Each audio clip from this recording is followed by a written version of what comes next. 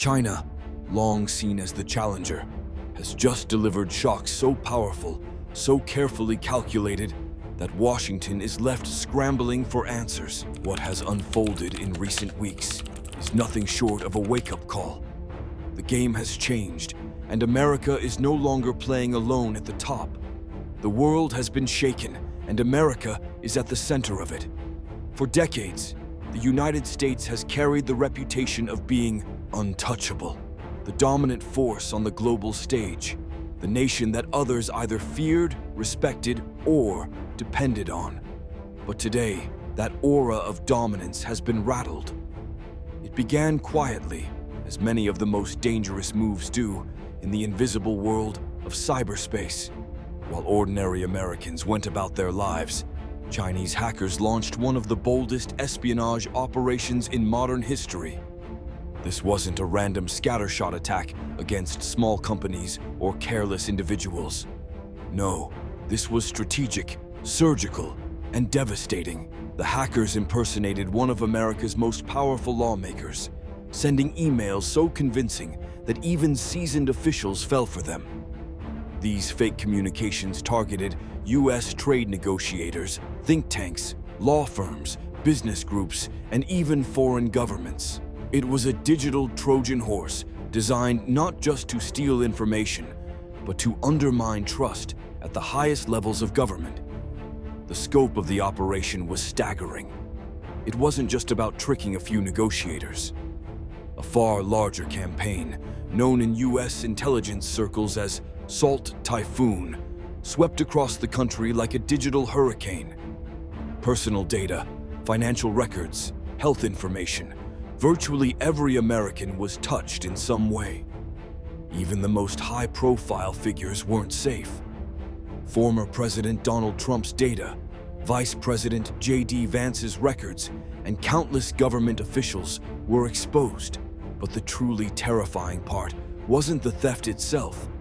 It was the realization that these intrusions extended to America's critical infrastructure. The power grids that light up New York, the energy networks that fuel California, the water systems that keep entire cities alive. These systems were in the crosshairs. At any moment, with the flip of a switch, chaos could have been unleashed. Imagine an entire city plunged into darkness, hospitals without power, communication lines severed. The message from Beijing was subtle but undeniable. Your walls are down, and we have the keys. As America scrambled to contain the cyber fallout, China struck again, but this time in full view of the world. In the heart of Beijing, millions watched as the largest military parade in the nation's history unfolded. Columns of soldiers marched in flawless synchronization, armored vehicles thundered across wide boulevards, and fighter jets roared overhead in perfect formation. Yet it wasn't the choreography that sent shivers down spines in Washington. It was what China revealed to the world for the very first time: its full nuclear triad. For decades, only the United States and Russia held the distinctions of possessing nuclear weapons capable of being launched from land, from sea, and from the air. It was the mark of a true superpower, the ultimate insurance policy against any rival. But on that day, China unveiled its own triad: intercontinental ballistic missiles capable of reaching the U.S. mainland, nuclear-armed submarines lurking silently in the Pacific, and long-range bombers ready to strike.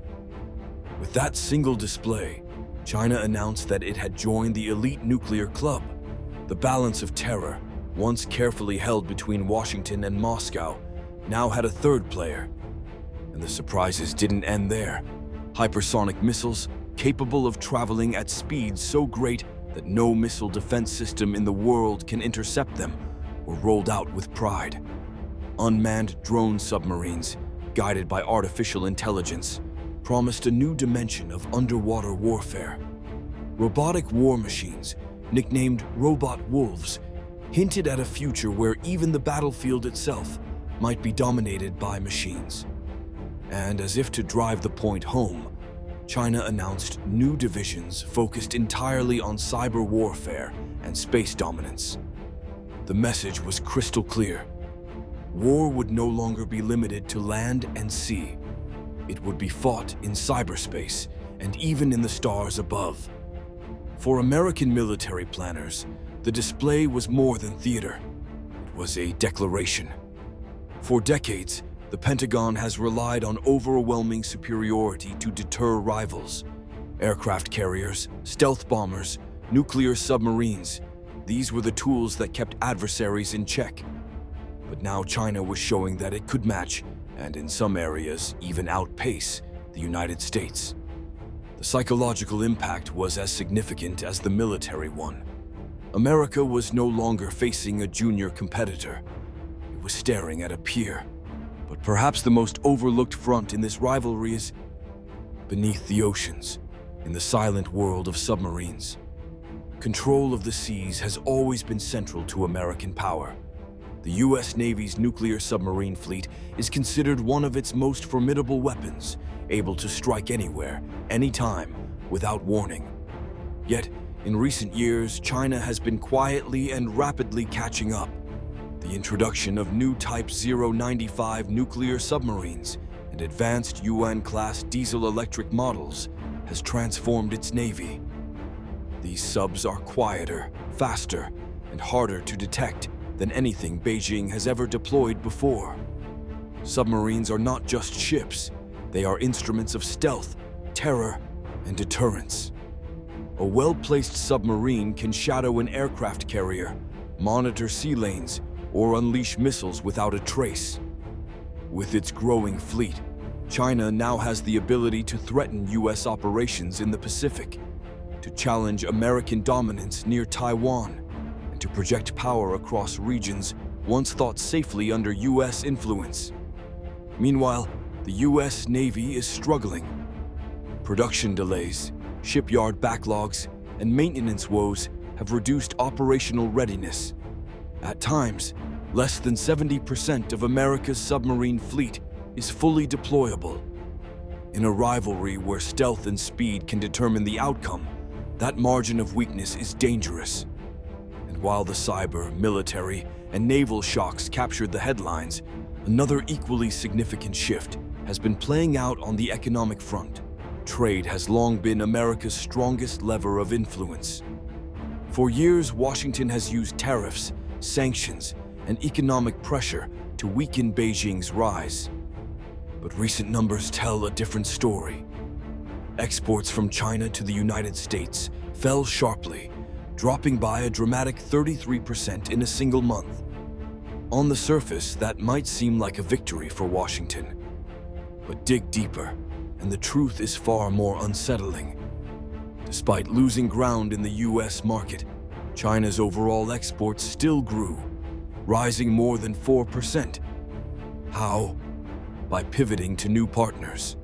China's exports to the European Union surged. Shipments to the Association of Southeast Asian Nations jumped more than 20%. Trade with Africa climbed by over 25%, and with Latin America by nearly 15%.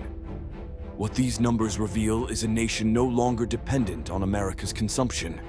Instead, China is diversifying, building bridges with regions across the globe, embedding itself as the central hub of a new economic order.